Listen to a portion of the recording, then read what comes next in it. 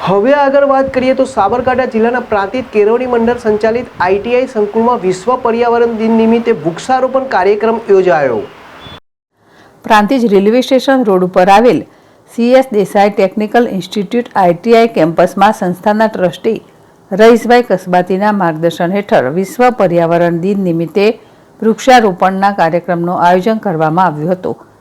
Gujarat pollution control board Himmatnagar તથા Exide energy solution limited પ્રાંતિજના સહયોગથી યોજાયેલ આ વૃક્ષારોપણ કાર્યક્રમમાં ગુજરાત પોલ્યુશન કંટ્રોલ બોર્ડના regional officer ND Ajmera, Kalpanaben Parmar, Exide energy solution limited કંપનીના રવિભાઈ, હર્ષભાઈ બ્રહ્મભટ્ટ તથા સંસ્થાના આચાર્ય હેમંતભાઈ, સમગ્ર સ્ટાફ તેમજ તાલીમાર્થીઓએ હાજર રહીને સંસ્થાના કેમ્પસમાં જુદી જુદી જાતના વૃક્ષો વાવીને વિશ્વ પર્યાવરણ દિનની ઉજવણી અતિ ઉત્સાહભેર કરી હતી।